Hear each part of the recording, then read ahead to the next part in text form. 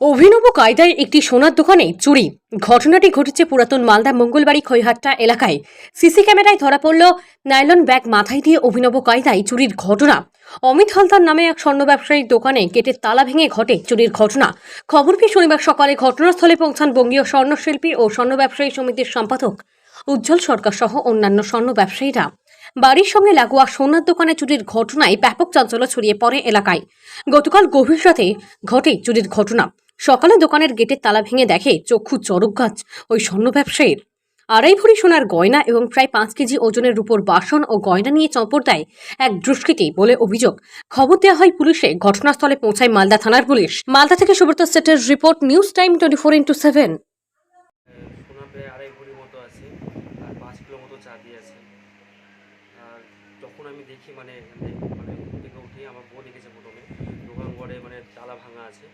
দিয়ে তো আমি ঢুকলাম, দিয়ে ফুটেজ দেখি, আগে ফুটেজ দেখলাম 2:28 মানে ঢুকেছে, ঢুকে ও একটা করে চুরি করেছে প্রত্যেকটা জিনিস।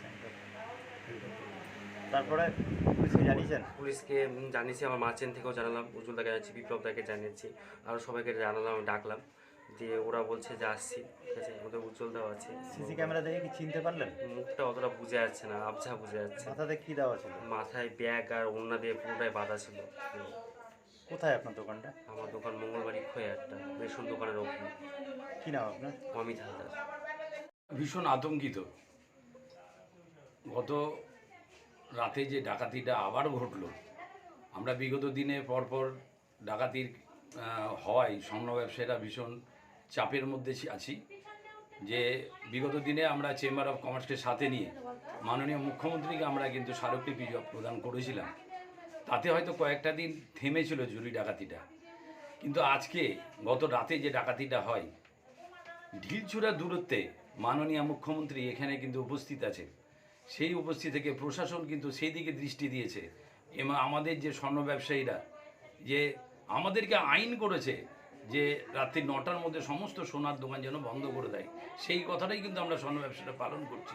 তার সত্ত্বেও কিন্তু আমাদের এই চুরি ডাকাতি আজকেও আবার ঘটল। তো আমরা আবারও মুখ্যমন্ত্রী এখানে আছেন, তার কাছে অনুরোধ করব যে আপনারা একটু নজর দিন। আমাদের স্বর্ণ ব্যবসায়ীরা আজকে এইভাবে দিনের পর দিন যদি চুরি ডাকাতি হতেই থাকে, আমরা প্রশাসনের উপরে ভরসা হারাচ্ছি। কি নাম?